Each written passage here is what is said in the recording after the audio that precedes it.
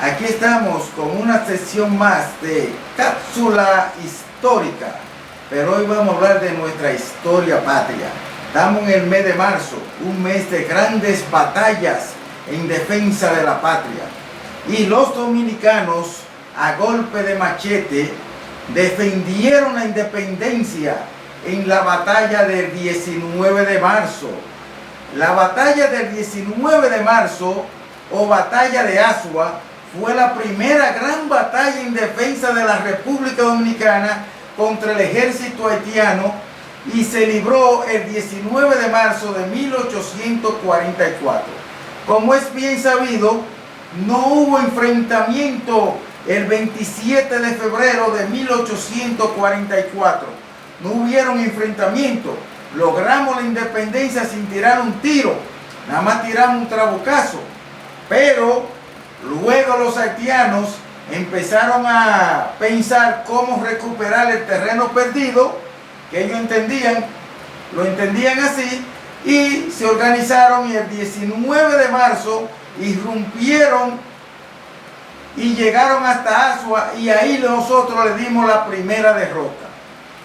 Una fuerza de 2.500 soldados dominicanos que fueron reclutados para enfrentarse con el ejército haitiano.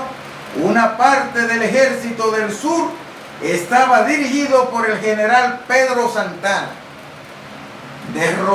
Derrotaron a 10.000 soldados. Derrotaron a 10.000 soldados del ejército haitiano encabezado por el general Suffren.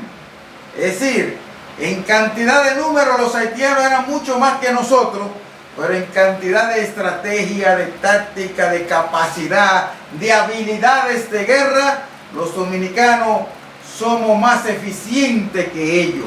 Eso nos lo demuestra la historia. Bien, los antecedentes que existen luego de declarada la independencia dominicana, el presidente haitiano Charles Herald organizó su ejército con 30.000 hombres, óigase bien, 30.000 hombres para invadir la República Dominicana y apoderarse de nuevo de nuestro territorio, cosa esta que no le permitimos a los dominicanos que volviera a suceder. Entonces Charles Herald, también conocido como Charles Herald Ayné, fue un oficial del ejército haitiano bajo las órdenes de Alexandre Pétion durante el conflicto este último contra Henry Christopher en 1807 a 1810. Fue declarado presidente de Haití el 4 de abril de 1843. Esa es lo que conocemos de Charles Herald. Entonces el ejército haitiano fue dividido en 3 flancos para enfrentar en la nación recién proclamada, o sea, para enfrentarnos a nosotros, lo dividieron en 3 flancos. El primero estaba al mando del general Pierrot con 10.000 hombres que entrarían por el norte y tomarían a Santiago y Puerto Plata.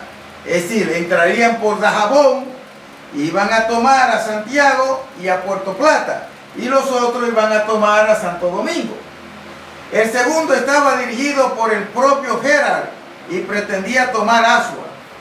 Entonces vamos a hablar de cómo se desarrollaron las actividades militares, cómo se desarrollaron la guerra entre República Dominicana y Haití en el 18 de marzo de 1844. Se produjo en Azua el enfrentamiento de las tropas dominicanas liderada por el general Pedro Santana y las tropas haitianas encabezadas por el presidente haitiano Charles Herald Ayné.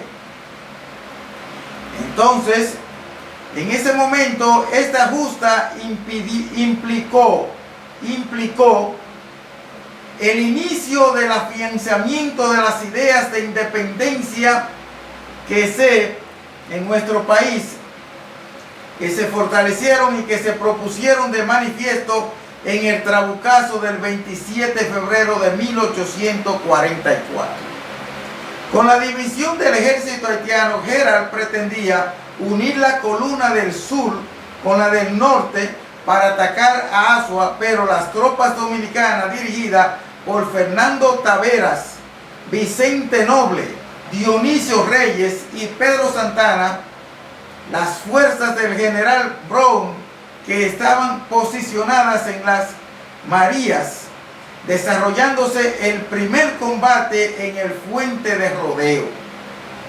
Por otro lado, las tropas del general Sufrán avanzaron hacia Azua, enfrentándose en el paso de la Icotea con los dominicanos comandados por Manuel Mora. Bien, pero ahora, antes de continuar, nosotros vamos a una pausa comercial y en breve retornamos con más aquí en Cápsula Histórica.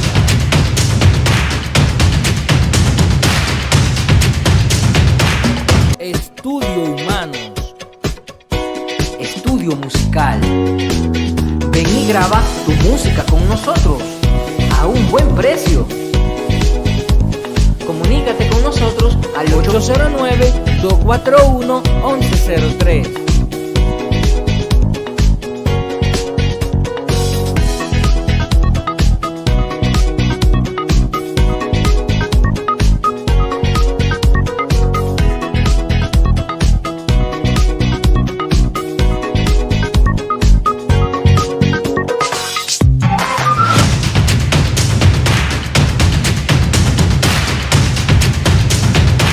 Bien, de regreso podemos afirmar que las tropas de Gerald pasaron por los Cubillos persiguiendo a Luis Álvarez, pero las tropas dominicanas del general Lucas Díaz, apostadas en el paso del Jura, atacaron al ejército haitiano, impidiéndole a los haitianos lograr sus hazañas pretendidas. Al entrar las tropas haitianas en San Juan, fueron enfrentadas por José del Carmen García, Francisco Soñé, Lucas Díaz y Jean E. Seara, y desalojándolas del río Jura. Es decir, fue una gran derrota también que le infringimos al ejército haitiano en San Juan. El mismo día 19, las fuerzas del jefe haitiano Tomás Héctor entraron en Azua y la encontraron desierta, pero el ataque fue rechazado por los dominicanos. Los haitianos atacaron por el camino de los Conucos. Allí fueron enfrentados por Matías de Vargas, José Leger y Feliciano Martínez, que eran comandantes revolucionarios dominicanos, patriotas dominicanos. En la comunidad del Barro, el ejército haitiano combatió contra las tropas de Duvergé y luego fueron enfrentados por Nicolás Mañón en el cerro de Resolí, así que se pronuncia, el cerro de Resolí. El ataque provocó la lucha de los invasores de nuevo hacia el río Jura, es decir, cada vez que trataban de avanzar, los dominicanos le hacíamos frente y lo hacíamos retroceder. Entonces el día 19 los dominicanos se retiraron a Sabanagüey. Los soldados de Sufrán fueron detenidos en la Icotea. Reiniciaron su marcha el día 20 para unirse a las tropas de Gerald. En esta batalla se inició a las 7:30 de la mañana. O sea, tempranito ya estábamos nosotros enfrentados al enemigo. El 19 de marzo, las tropas dominicanas estaban posicionadas en puntos estratégicos en la ciudad de Azua. Estaban conformadas por 2.500 soldados, entre los que habían los ateros y los monteros, que formaban el ejército de Pedro Santana. Entre estos soldados se hallaban jóvenes azuanos que habían sido entrenados por Antonio Duvergé y Francisco Soñé. Es decir, esos generales aprovechaban su tiempo entrenando a la juventud para defender a la patria. No como hacen los de ahora, que entrenan a la juventud para defender a otras potencias extranjeras. Defender los intereses ajenos, no los intereses de la patria de Juan Pablo Duarte. Las tropas criollas estaban repartidas entre el Camino del Barro, donde se encontraba la fusilería azuana, comandada por el capitán Vicente Noble, en la loma de Resolí. 200 hombres al mando de Nicolás Mañón. En el centro de la villa había 2 cañones, uno manejado por Francisco Soñé y otro por José del Carmen. O sea, cada vez que nosotros dábamos un cañonazo, era una bola de plomo que se tiraba, y cuando chocaba con el enemigo, lo mataba, le rompía una pierna, algo así, pero no eran cosas que explotaban y desbarataban a todo el mundo. Esos eran los cañones de antes.